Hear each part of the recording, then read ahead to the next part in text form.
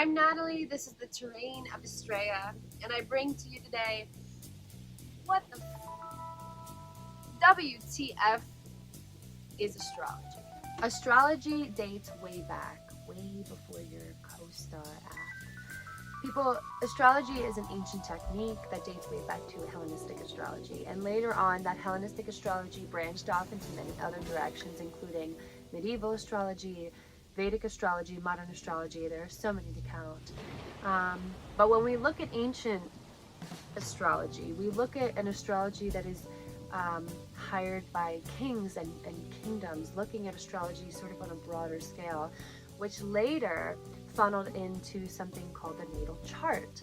Now, a natal chart, the birth chart, dates back to 410 BC. That is the first time we have found a birth chart.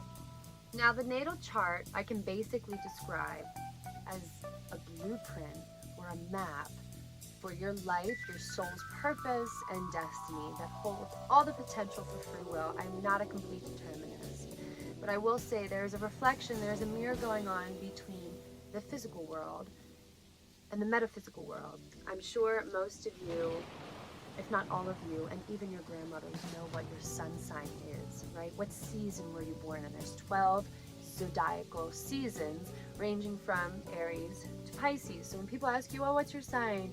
I'm a Cancer, right? That season lasts for about a month. So it's a very generalized idea of astrology because it's only pointing to sort of the big brush strokes on a canvas. But I'm here to tell you about the natal chart. What the fuck is astrology, right? I'm here to tell you about the nitty-gritty things, the lines, the details, the shadows within the entire painting itself. There will be advantages, there will be disadvantages, there will be strengths and weaknesses located in your chart. There will be bad aspects and there will be good aspects. But none of this means that we are unequal. It means we have different lessons and different hurdles we have to jump that weren't crossed in the last lifetime. Some people might be ahead of us in their soul's journey, and some people might be behind, but we are in the present and we are dealing with the circumstances that we were gifted with, not cursed with. Everything is a gift. Let's look at the map, aka the natal birth chart. This is a natal chart. A natal chart happens at the exact time of your birth. That is why it is so important when you cast your own chart or somebody else's chart to know the exact time and place of their birth. Because that is exactly when the soul enters the body to come into this world. The birth chart is like a map. It is like a blueprint, as I've said. And I'm here to give you the key on how to interpret it. So, we look at the birth chart. We see a circle. We see pizza pie slices within the circle. And there are 12 pizza pie slices. And those are in accordance to zodiac signs and houses. Zodiac signs determine energy, the kind of energy within the house. The house is exactly what it sounds like. It's the home of a particular subject or a category in your life. And then we have the planets, right? And the planets are the glyphs that we see around the chart. And the planets are sort of the beings that enter the houses, that take on the energy, but all these beings have a particular superpower or a particular villain power. When we look at this circle, we see a line cut right in the middle, right? We see a line cut right in the middle, we see a line right up. The line that cuts in the middle is the horizontal line, is the horizon line, right? Imagine that Earth is right in the middle of this circle that you're looking at, right? Right in the middle of this circle, right in the middle of this line. This is a geocentric chart, people. Okay, when we're studying astrology, we do not take into the consideration that the Earth is not in the middle of the solar system. That's redundant. We have to think this way because we consider the Earth, that spot in the middle of the chart, to be us, to be the natives. This is why it's called the natal chart. All it is, all that happens to create this chart is that at the exact time of your birth, what we do as astrologers is we take a screenshot of the universe, of our solar system, symbolizing the universe, but of our solar system, and we say, this is it. This is the description of the native's soul, being, journey, destiny. It is loaded. Our time of birth is most important because that is the exact time that our souls decide to enter. I mean, we're waiting out there. We're like, nope, it's not yet. I know what I've signed up for. I know what I've signed up for. Oh, it's my time. And I go in. And I understand at that moment, those planetary alignments will be there, but they will serve me and they will reflect who I am, what I'm going to do, and who I'm going to be. Understand this. We all call ourselves by the same name, right? I. And what that I refers to is the source, is the creator, is God, if you prefer to call her that. But she sends herself out in different forms. She wants to create different biographies of herself. The source wants to do that. We are all part of the source, but we are just a singular biography of that source.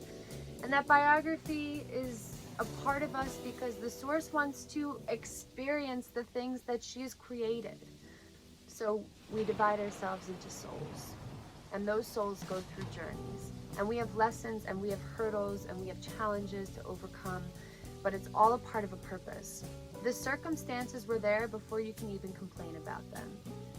Poverty, self-image, anything that you can think of that is a hurdle or a burden or a challenge in your life is actually put in place specifically for you to reach your fullest potential, for you to overcome those insecurities or those hardships that you have. And if it gives you any hope, if you can understand this on a grander scale, your soul, before the time of your birth, signed a golden contract with a golden quill. But the only catch is that when we're born, we travel through the veil of forgetting, and we forget all of it, and we start fresh. But your soul, your deepest part of your soul, that inner light, knows exactly why you're here. There is a spider web of power connected directly to us, in us, is us. So astrology is a tool, a map, a screenshot, a blueprint to understand and interpret the things happening on the other side, and how the physical realm and the astral realm are communicating with each other. One's not influencing the other. It's a yin and yang type deal. Think of a mirror. We are in the center of this spider web. We are in the exact center of this chart that we look at. Imagine it as a spider web. If we're in the center, if any sort of movement, droplets or bugs happen to land on the outer skirts of the web, it ripples effects. It has a ripple, and it ripples directly to us. So I don't want you to think that just because Mercury is in retrograde, Gatorade, that your computer is going to bust. I mean, it might break down, but that's Mercury going, I went backwards because you needed a new computer a long time ago, and that responsibility is on you. I take accountability, I take responsibility for the interpretations of chart, which can be different across the board with every astrologer, but that is the beauty of this subject, is that we need different interpretations, we need different life experiences to read different maps and charts. Astrologers are not psychics, but the more that you practice this subject, the more in tune you get. You begin to develop skills of intuition, because astrology is literally a series of patterns, of archetypes, infusing mythology, history, and spirituality. Life is cyclical, and the only thing that is never changing is change. I don't care who you are, I don't care where you come from, I don't care what your rank is, I don't care how others perceive you. I care about you, and I know this and I believe in you because you have tangible physical evidence that you've come here for a purpose and for a reason that you need to fulfill. And through astrology, we can begin to interpret the hidden truths about what is unwritten. So through the terrain of Estrella, I hope to empower you. I hope that you wake up from this physical, delusional world, because we are witnessing as opposed to